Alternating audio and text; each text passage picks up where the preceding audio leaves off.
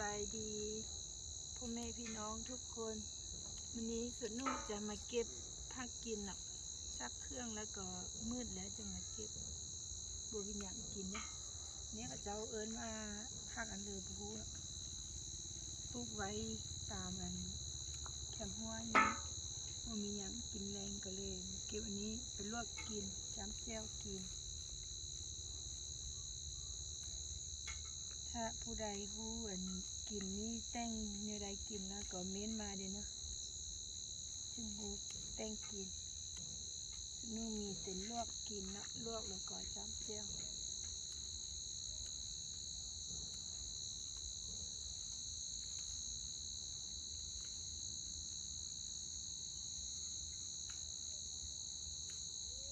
แซ่บก่อนคันผู้ใดบ่ได้กินยังทานกินท่านก็ไปลองต้มกินเนาะสลายจะต้มกิน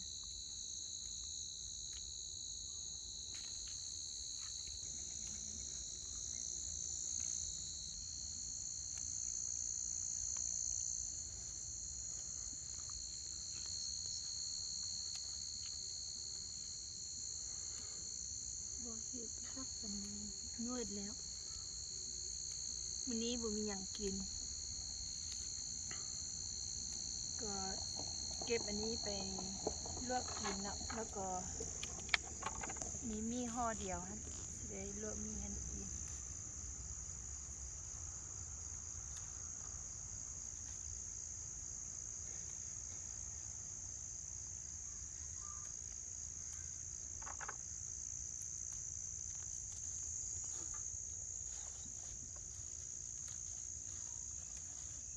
เอาเลือกเอาแต่อันยอดอันอ่อนๆอันเด้อตัวแก่นี้ก็กิน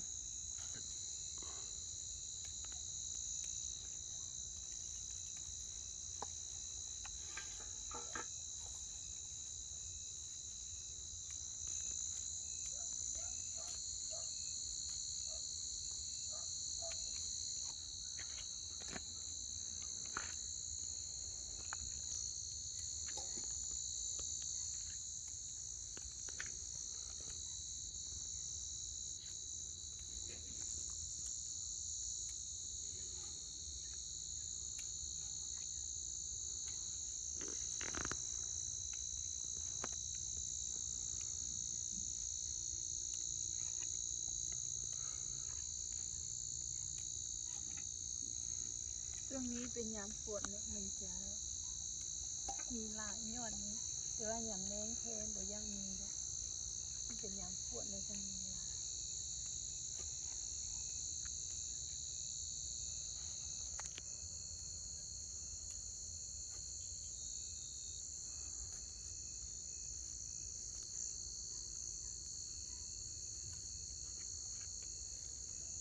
เลือกเอาอันตัวอ่อนๆนั้นขันยอดแก่ระยะมากินก็แซ่บเพราะเคยกินแต่ยอดอ่อน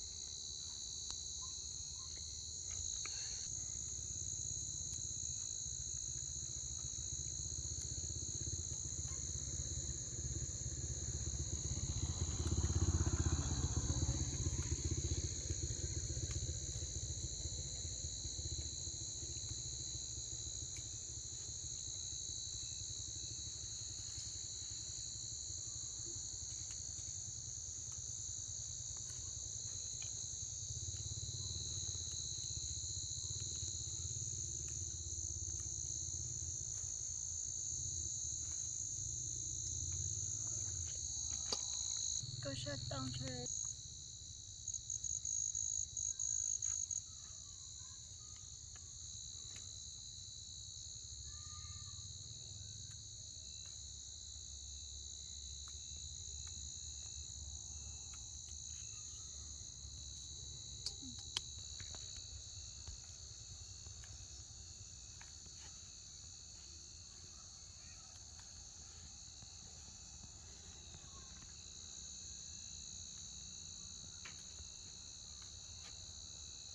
ได้แล้วจะเอาไปต้มนะข้างหม้อแล้วก็ต้มลวกซื่อๆเลยนี้ล้างหม้อข้างหม้อก่อน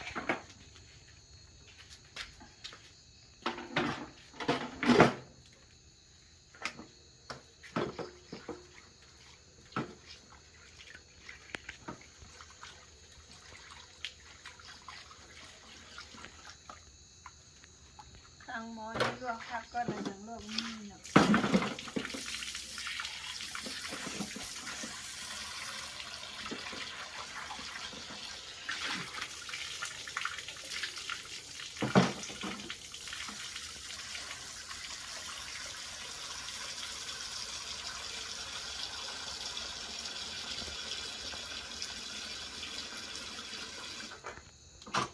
จะมีได้ละช่วงนี้แก๊สแพงก็เลยจะได้ดังไฟดังเตาแก๊สนั้นแล้วก็ไฟนั้นยังบ่มีบ่อนแต่งกินเด้อบ่อนแต่งกินอันตลอดสนุยังตั้งไว้นี้เนาะยังบ่มีเลยใส่หม้อกระทะก่อนถ้ามีเงินก็จิกซื้อเตาแก๊ส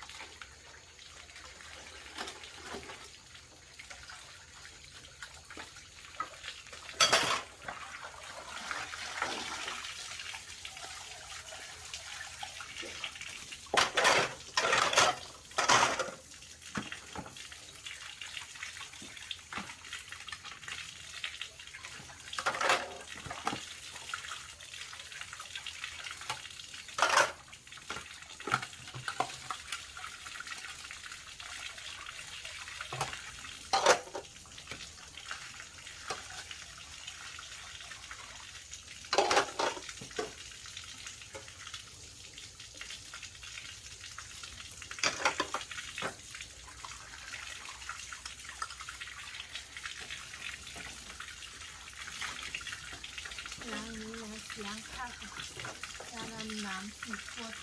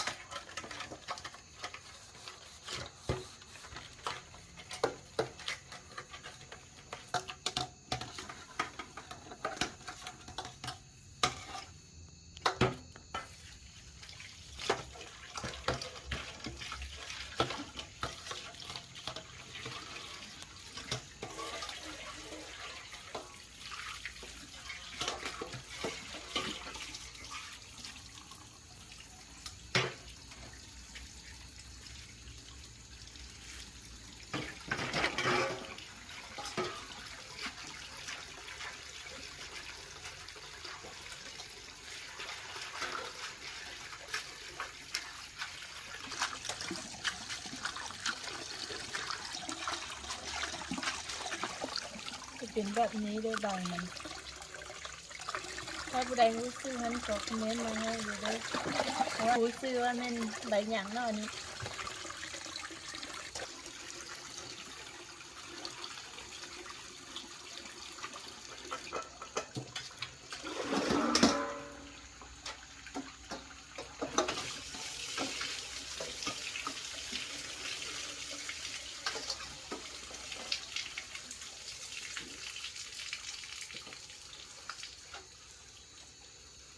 กัน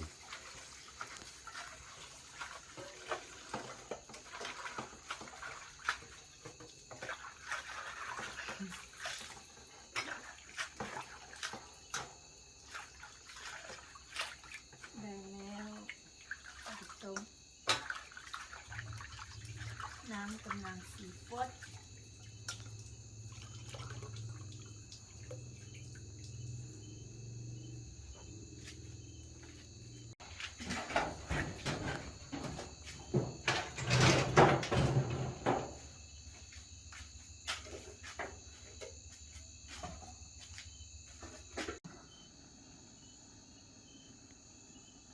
แกงสีสวยเข้าอันนี้น้ำฟดเกินมาลวกอันนี้ผักโอ้ยฮอน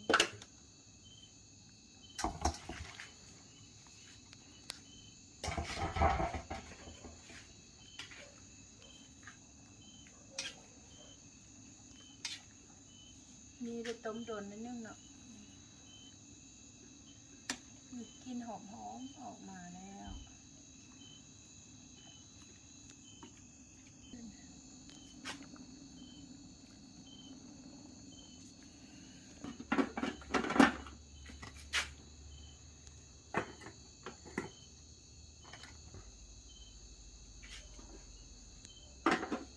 ไฟบุเฮงเลยเนาะเพราะว่าเป็นกลางคืนแล้วก็จะใช้ไฟฟ้าหลายนะมันไฟมันอ่อนมันเดี๋ยวสุกไว้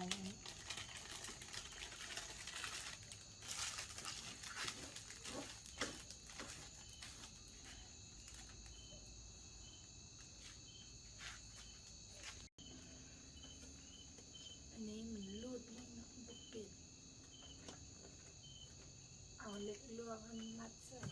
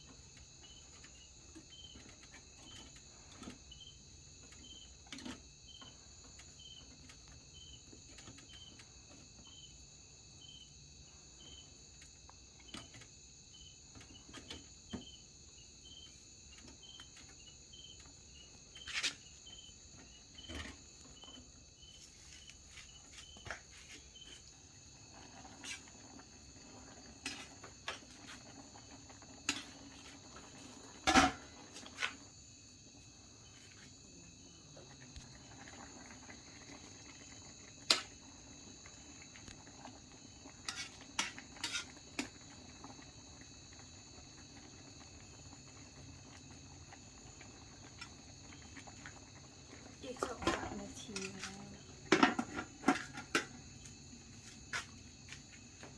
นี่นะสุกแล้วสุกแล้วก็ทอดใส่ไปนะ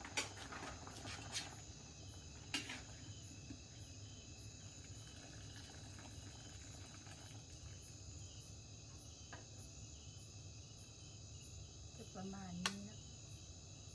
สีหน้าเป็นตาแซ่บหินหลีอย่างนี้ถ้าผู้ใดเคยกินแล้วก็เขียนคอมเมนต์ลงใต้คลิปนั้นเลยเด้อบอกว่าวิธีเฮ็ดทันสิเฮ็ดเนี่ยอะไรกินนั่นสำหรับส่วนเนื้อมันมีแต่ลวกนี้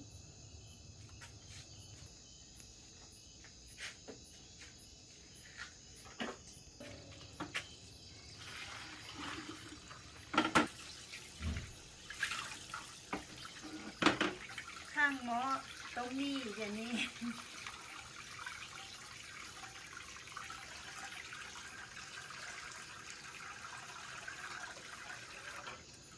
จะประมาณนี้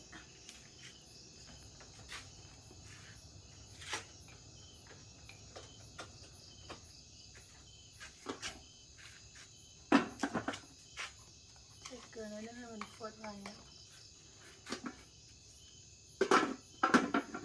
เพราะไฟมันจะอ่อนแล้วก็นานฟดเข้าสุกแล้วนี่แซ่บอันนี้เตรียมมีดสิต้ม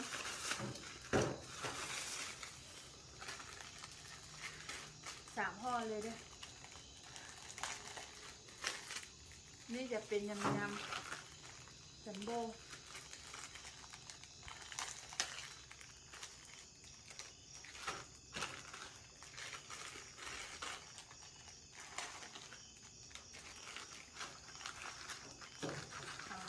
เครื่องปรุงมันออกก่อน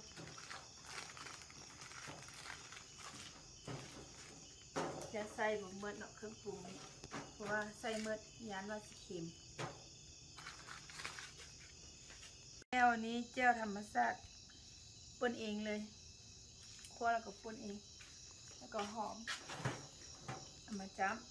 ำยอดอะไรยอดมังกรบู๊ซื้อนะรู้กินแต่ว่าบู๊ซื้อพวดแล้วก็ลงเครื่องปรุงก็หนัก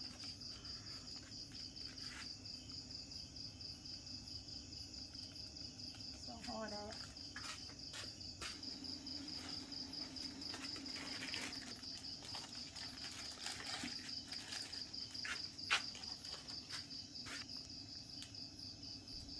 อันนี้จะเป็นน้ำมัน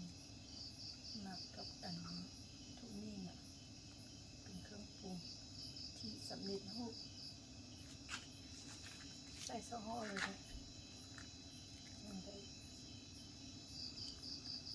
แซ่บ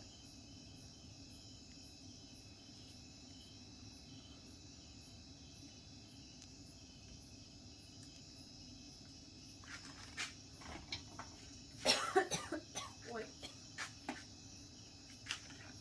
น้ำไหลได้เนาะ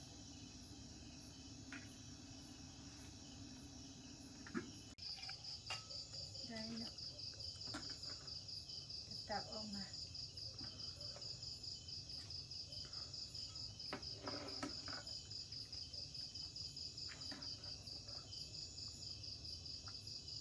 ต้มได้น้ำไหลนิดนึงคือว่าเมื่อกี้นี้ใส่น้อยเอาเนาะใช่ไหมแบบเส้นนี้ไปแล้วคือว่าหลายๆเนาะดับได้ใส่ตัวช่วย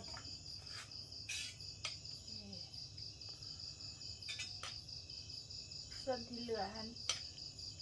บุต้องย้านเพราะว่าค่อยมีหมาจะไปเกลือเป็นหมากันเลยน้ำที่เหลือ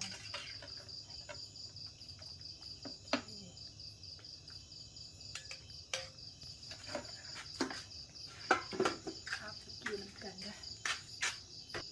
เอาได้แล้วพ่อแม่พี่น้องมากินอันนี้เป็นยอดมังกรลวกแล้วก็นี้แจ่วเผ็ดป่นแล้วก็เป็นนี่จะได้ใส่อันไม่ชูนะเพราะว่าเราจะกินนี้มีอย่างกินก็ยังมีกินแบบว่าใครแล้ว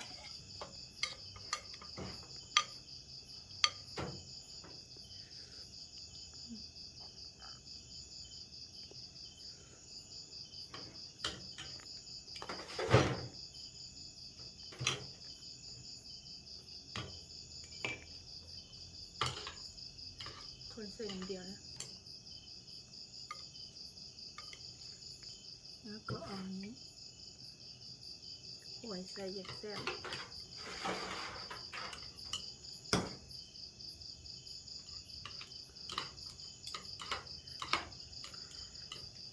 ข้าวก็ฮอนมีก็ฮอน แล้วก็เผ็ดอีก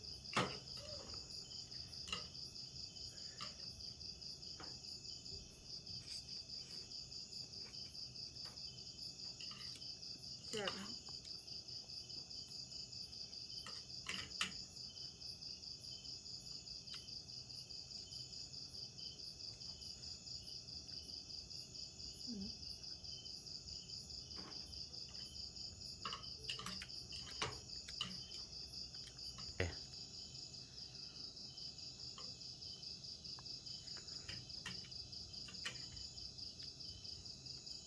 ขอบใจทุกคนที่เข้ามาเบิ่งคลิปวิดีโอนี้เด้อและสนุกก็ขอเพื่อนพ่อแม่พี่น้องฮันติดตามแล้วก็กดติดตามแล้วก็กดแชร์กดไลค์ให้สนุกเด้เพราะว่ามีแฮงสิถ่ายวิดีโอต่อไปให้เบิ่งเนาะเอาขอบใจพบกันใหม่ในคลิปวิดีโอหน้าเด้อ